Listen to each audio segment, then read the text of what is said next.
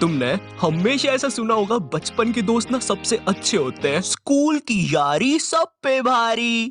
मेरी कमर, नीचे उतरो भाई, नीचे उतरो जल्दी। तुम्हारे दादाजी ने भी तुम्हें अक्सर उनके बचपन के किस्से सुनाए होंगे। ये देख बेटा, ये संतोष है, मारो बचपन को दोस्त। संतोष और मैं बचपन में अठन्नी का क्रीम रोल खाते थे, कुरुम कुरुम। एंड चलो ठीक है, मैं मानता हूँ बचपन के दोस्त अच्छे होते हैं, मगर बेटे एक बार मैंने और संतोष ने ना सुरंग खोद दी थी, सोना निकला था उसके अंदर से, फिर सरकार ने हमें डंडे मारे थे। ये देख निशान। दादाजी, हो गया आपका पार्ट, मेरे को वीडियो आगे बढ़ानी है। तो तुम्हें याद होगा, हम सबको हिंदी में एक चैप्टर हुआ करता था, मेरा सच्चा मित्र। उस चैप्टर में वो मित्र को ऐसा दिखाया है, मेरा सच्चा मित्र मेरे सुख दुख में साथ दे, जरूरत पड़ने पर साथ दे। वो चैप्टर पढ़ के तुम अपने दोस्त की तरफ देखते हो और बोलते हो, तू मेरा सच्चा मित्र है। एंड उसी मित्र के साथ 5 साल बाद तुम पानी पूरी के ठेले पे लड़ रहे होते हो। भाई खिला दे यार, सूखी पपड़ी तो है भाई, 1 रुपए की तो आएगी, चरका लग रहा ना मेरे को। खिला दे यार, मीठी चटनी लगा के सूखी पपड़ी पे। अबे भाई क्या खिला दे सूखी पपड़ी, तेरे को 1-1 रुपए की सूखी पपड़ी खिला खिला के इधर देख मैं सूख चुका हूँ। दिखा दी अपनी औकात, अपनी वाली दिखा दी। 1 रुपए की पपड़ी नहीं खिलाएगा भाई को। भैया चटनी डाल दो यार मुंह में थोड़ी सी। यही चीज मेरे साथ भी हुई थी। नहीं, सूखी पपड़ी वाली नहीं, बचपन के दोस्त बदल जाना। 2019, आज से 3 साल नहीं 2 साल 3 हाँ 3 साल पहले, उस टाइम मुझे पता चला कि अकेला होना कैसा लगता है। खुद को अपने रूम में बंद कर लेना, किसी से बात ना करना और पूरे टाइम अंधेरे में रहना, जैसे कोई नई प्रजाति का जीव हूं मैं। अरे भाई लाइट बंद करो। वो ईमो बच्चे नहीं होते जिनके मुंह पे टैटू वैटू होते हैं। देखो मैं दुखी हूँ, मेरे रूम में कोई मत आना, पूरी दुनिया का दुख मेरे सीने में है। वैसे क्या आज मुझे 20 रुपए मिल सकते हैं? मुझे समोसा खाना है। तो अब तुम लोग के दिमाग में एक बात आ रही होगी कि ऐसा क्या हो गया था तेरे साथ, तो मैं सब बताऊंगा, बट पहले तुम ये सुनो। तो जब मैं इस वीडियो का स्क्रिप्ट लिख रहा था, ये बहुत ज्यादा सीरियस होते जा रही थी, काफी ज्यादा दुख, दर्द, पीड़ा, और मैं नहीं चाहता था तुम लोग कमेंट सेक्शन में मेरे लिए आंसू बहाओ। चुप हो जाना भाई, ऐसे नहीं रोते यार। तेरे को बोला ना रोते नहीं है। तो मुझे ये वीडियो को सीरियस नहीं करना था, मुझे इसे अपने टाइप का बनाना था, लेकिन इस वीडियो में तुम्हें नॉटू टाइप से ज्यादा आयु का नजरिया दिखेगा। लेकिन भाई ये आयु कौन है? अबे साले, मेरा नाम है आयु। तो 12th क्लास, ये वो क्लास है जिसके सारे बच्चे ना मुझसे नफरत करते थे। क्यों मगर मैंने ऐसा क्या किया था? क्या मैंने इनके बुढ़े बाप को सीढ़ी से धक्का दे दिया था? नहीं, ये सब होता था मेरे कुछ बचपन के दोस्तों की वजह से। अब उनके रियल नाम बहुत ही ज्यादा गवारे, इसलिए हम उन्हें नए नाम देंगे। तो मिलो एंडी से। मुझे नफरत है इस बंदे से, अगर मैं टाइम में पीछे जा सकता तो मैं इसके साथ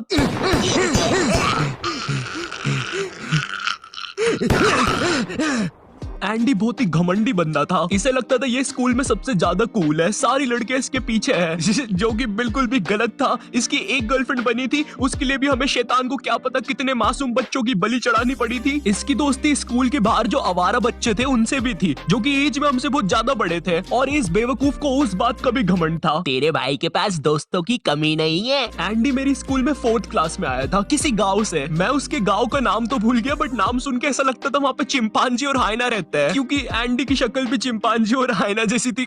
और मेरे जो बाकी के दोस्त थे वो सब लोग एंडी की हाँ में हाँ मिलाते थे। तो एंडी और मैं बचपन में बहुत अच्छे दोस्त हुआ करते थे, क्योंकि बचपन में बस दोस्ती हो जाती है, ठीक है? मुझसे मत पूछो कैसे होती है, बस हो जाती है। उसके बाल मेरे जैसे दिख रहे हैं, आज से वो मेरा दोस्त। बचपन में एंडी मेरे घर आता था, मैं उसके घर जाता था, हम लोग बहुत अच्छे दोस्त हैं। पर धीरे धीरे टाइम बीतता है, हम लोग बड़े होते हैं, 11th क्लास आ जाती है, टीनेज। एंड टीनेज में सबको अटेंशन चाहिए होता है। एंड मैं झूठ नहीं बोलूंगा, बट मैं स्कूल में पॉपुलर था, हाँ, क्योंकि मुझे फुटबॉल बहुत अच्छे से खेलते आता था। मैं बहुत अच्छा खेलता हूँ, मतलब था, अभी तो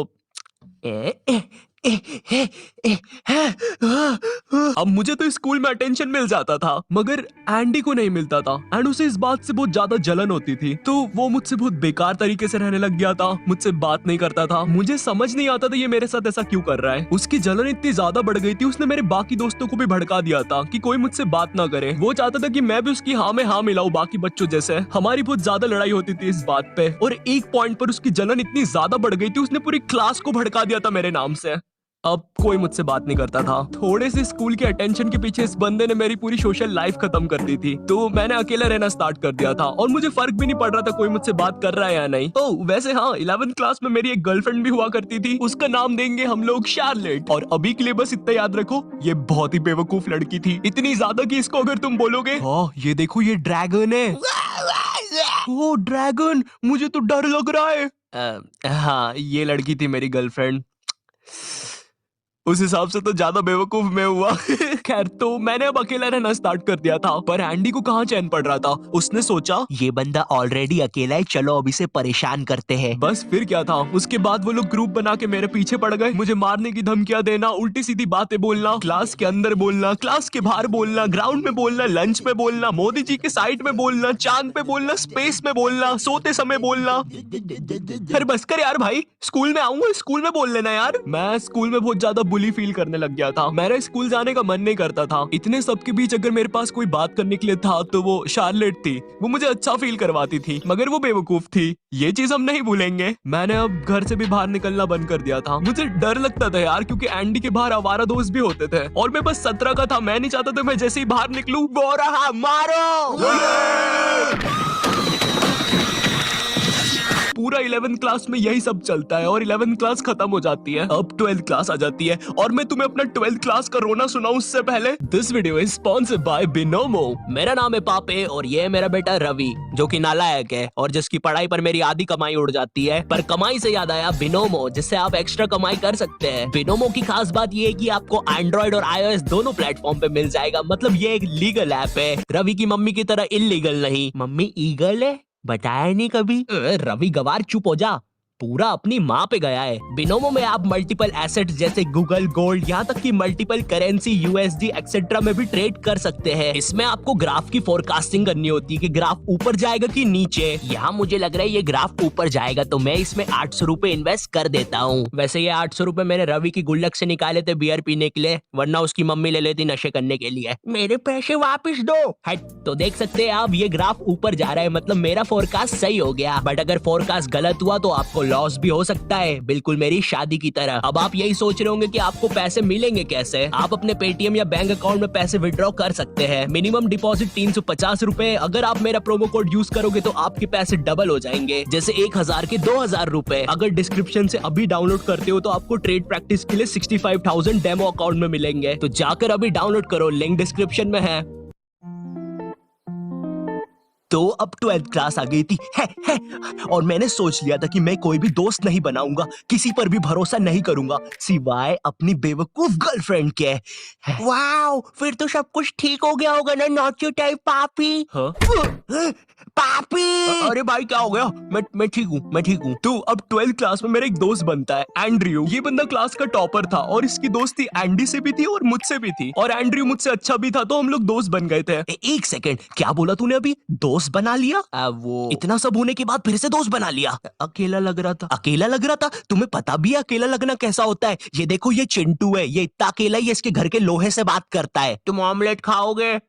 बताओ यार, तुम मुझसे कभी सीधे मुंह बात भी करोगे? बेचारा चिंटू। नहीं, चिंटू बेचारा नहीं है, बेचारे अब तुम बनने वाले हो। एंड्रयू और मैं काफी अच्छे दोस्त बन गए थे, हम लोग साथ में ही पढ़ाई करते थे। मुझे ऐसा लगता था कि हाँ अब सब कुछ सही हो जाएगा, पर पता है अक्सर जैसा तुम सोचते हो वैसा होता नहीं है। तुम लोग हंस क्यों रहे हो मुझ पे? मैं तो अभी से बता रहा हूँ, वीडियो में आगे जाके इसकी बैंड बजने वाली है। तुम में से कोई शर्त लगाएगा मुझसे 5 रुपए की बीड़ी की? 12th के प्री बोर्ड एग्जाम्स आ जाते हैं और प्री बोर्ड एग्जाम्स में मेरे एंड्रयू से ज्यादा नंबर आ जाते हैं, और उस टाइम एंड्रयू क्लास का टॉपर था। एंड्रयू उस टाइम बहुत ज्यादा शॉक हो गया था, वो मेरे सामने खुश होने का दिखावा कर रहा था, लेकिन उसके अंदर क्या चल रहा था मुझे नहीं पता था। तूने तो बढ़िया नंबर लेके आया यार, वेरी नाइस। मेरे साथ पढ़ के मेरे से ज्यादा नंबर ले आया यार, तू तो गजब। अरे शिट। अरे ये तो कुछ नहीं यार, ये मेरी दादी के लिए है, वो क्या है ना, उनसे जायदाद लेनी है थोड़ी सी, तो चल अभी मैं चलता हूँ, है ना भाई। अरे अरे मुझे भी ले चलता है यार, मैं दादी के हाथ पकड़ लेता।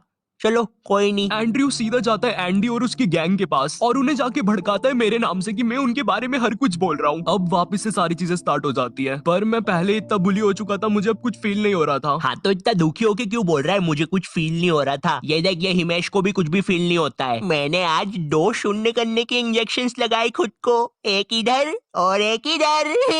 एंड्रयू को पता है क्या डर था कि मैं उससे बोर्ड एग्जाम्स में ज्यादा स्कोर ना कर दूं, और इसीलिए उसने मुझे डिस्ट्रैक्ट करने के लिए अपना मास्टर मूव खेला। तो मेरे बायोलॉजी का एग्जाम था और मुझे उस दिन एक कॉल आता है। वो कॉल शार्लेट का होता है और मैं जैसे ही कॉल उठाता हूँ वो बोलती है मुझे एंड्रयू ने तुम्हारे बारे में कुछ बातें बताई है और अब हम साथ में नहीं रह सकते।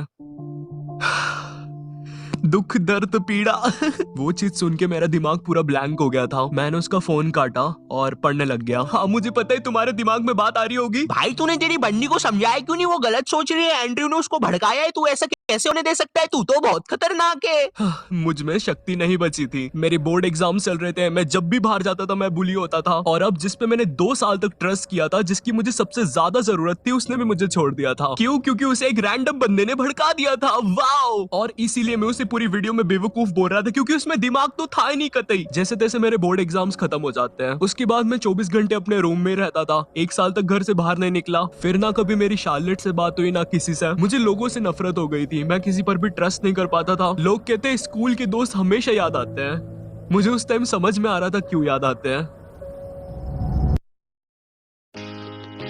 हाँ मुझे पता है लास्ट पार्ट थोड़ा ज्यादा सीरियस हो गया। सालों अब क्या मैं मेरी सैड चीजों पर भी जोक बना दूं? बट सीरियसली जो लोग बोलते हैं स्कूल तुम्हारी लाइफ का सबसे बेस्ट पार्ट होता है, ना भाई, कुछ लोगों के लिए वर्स्ट पार्ट भी होता है। एनीवेज, इफ तुम लोग ऐसा कुछ फेस कर रहे हो तो तुम लोग मुझे कमेंट सेक्शन में या इंस्टाग्राम पर कहीं पर भी मैसेज करके बता सकते हो। मैं जरूर रिप्लाई करूंगा। बिनोमो को भी डाउनलोड करना मत भूलना, और वीडियो पसंद आए तो प्लीज लाइक कर देना, ठीक है? ये चीज हमको मोटिवेट करती है वीडियोस बनाने के लिए। एंड इफ चैनल पे नए हो तो सब्सक्राइब कर देना। मैं मिलता हूं तुमसे नेक्स्ट वीडियो में, तब तक के लिए बाय।